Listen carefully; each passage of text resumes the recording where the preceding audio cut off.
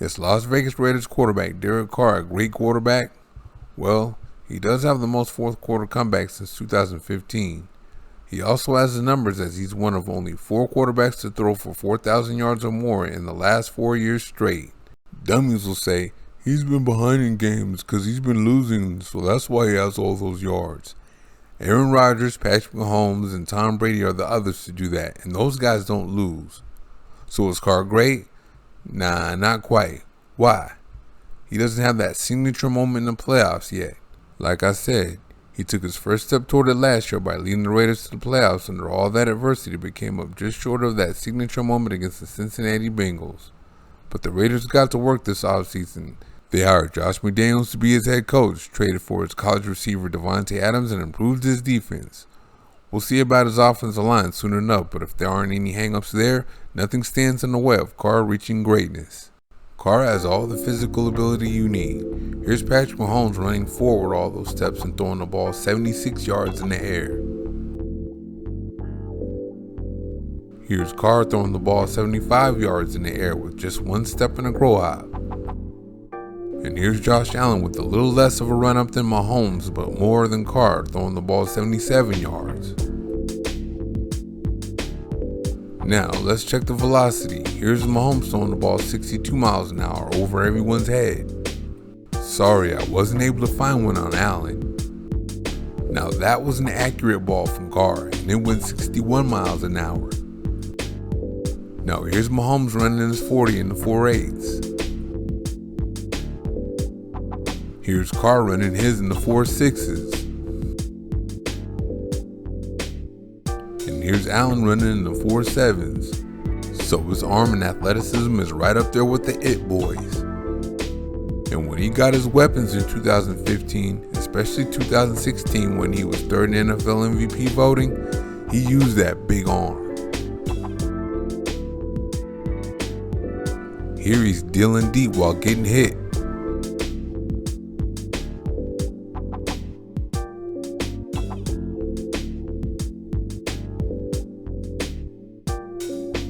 This one is perfectly placed to Amari Cooper at the back of the end zone.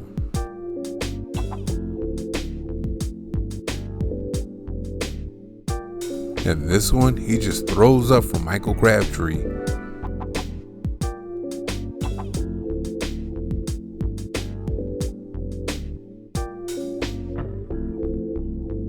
And this right here is a brand new shiny dime to Crabtree.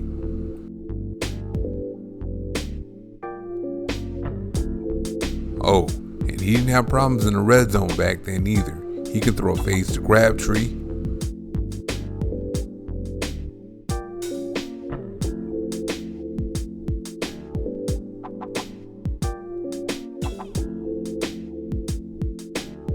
And that was a touchdown after further review.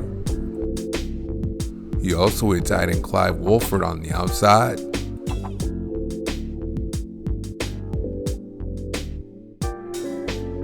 And over the middle in the red zone or just outside it.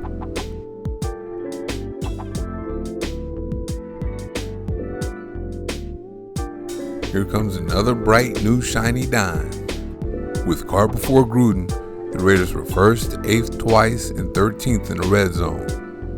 With Gruden, they were 22nd twice, 23rd, and 29. Before Gruden, those fourth quarter comebacks ended with touchdowns and 2-point conversions. And with that speed, you can run them by design.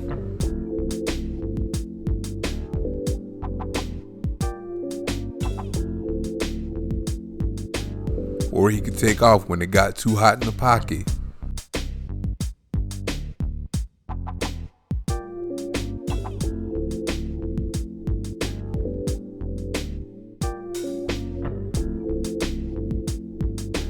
The wheels are there when he uses them.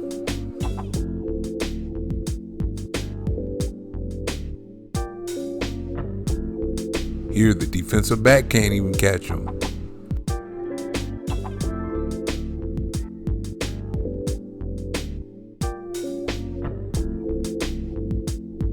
There aren't too many Lamar Jacksons and Marcus Mariotas out there, but when he had to, Carr can get a little something on the ground for you.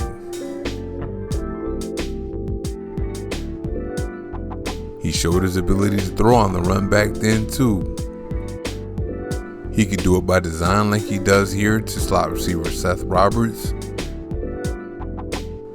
or just by scrambling when it gets too hot in the pocket.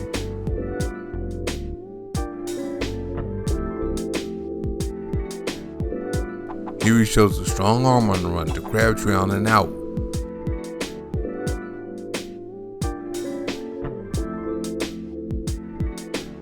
Here he shows some elusiveness followed by a big arm going across his body to Crabtree.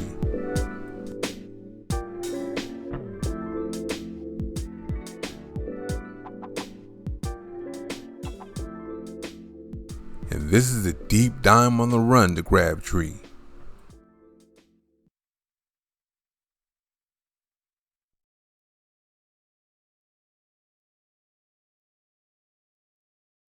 But unfortunately, he was unable to have a signature moment after the 2016 season because of this.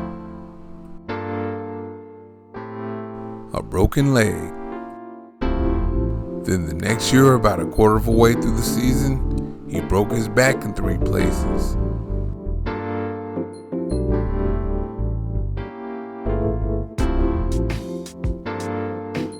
Then in 2018, he had nothing around him. Jordy Nelson was done by then.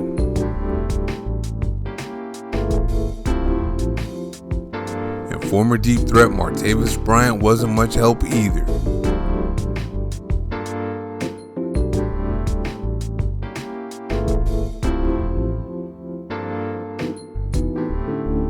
Then in 2019, the Raiders were supposed to do something because they had Antonio Brown. But all he did was talk his way out of town. Then after a 500 2020 campaign, Carr started to air it out in 2021. He had tied in Darren Waller in his 3rd year as a starter after back-to-back 1,000-yard seasons.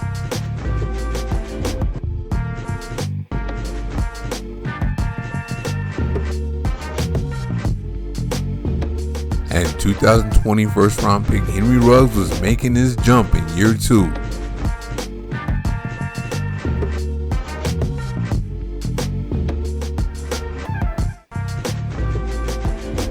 There was simply no one that can run with him.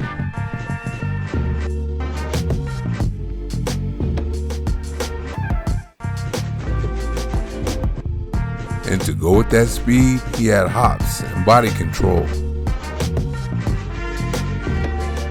But he was out by week 7, and you could see it clearly affected Carr. He was missing throws that he usually makes in his sleep.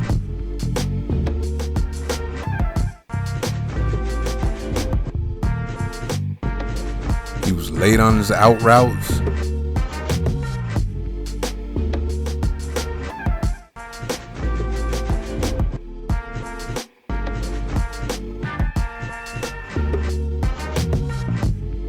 Then there was the fumbling.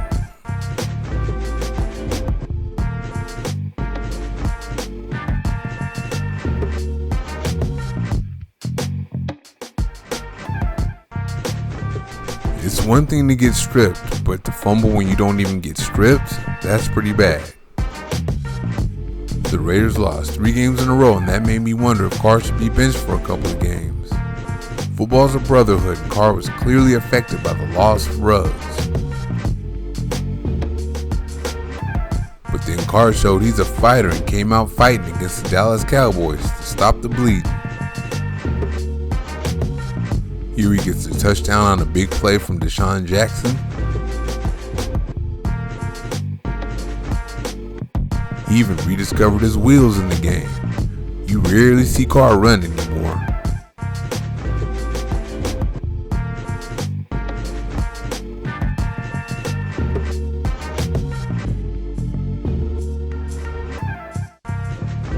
And he started to lean on slot receiver Hunter Renfrow more.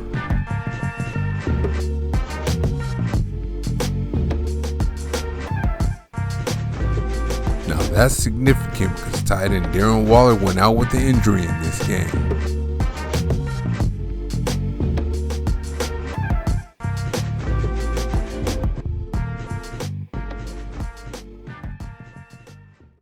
With Ruggs and now Waller out, Carr figured it out, leaning on the running game and making big throws when he had to, like here. Remember this one to Foster Moreau to ice the game?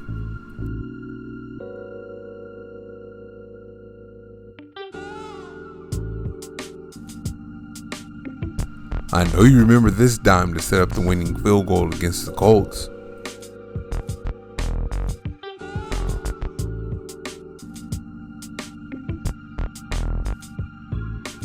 And how about this one to beat the Los Angeles Chargers? The Raiders entered the last 4 games of the season needing to win them all to make the playoffs, and of course they did.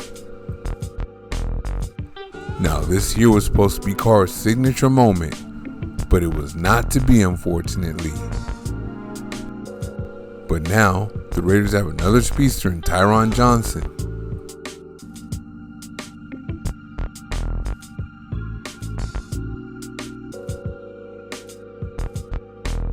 And of course, the best receiver in the game in Davante Adams, who can go over the middle,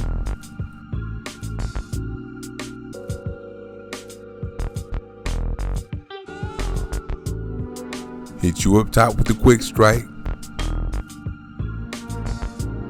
run after the catch, and catch the fade in the red zone. He's going to help the Raiders score a lot more points this year.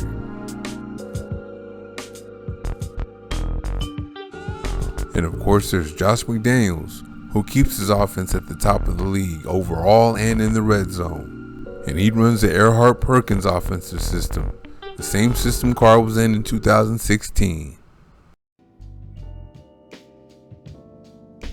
Carr has all the help he needs this year. He has Renfro, the best slot receiver in the game. He has Darren Waller, the best pass-catching tight end in the league. And outside, he'll have Johnson, the deep threat, and Adams, the best receiver in the game. And it doesn't stop there. He has a running game to lean on and a defense to get him the ball back. So this is the year he reaches greatness. Thank you very much for watching. See you next time.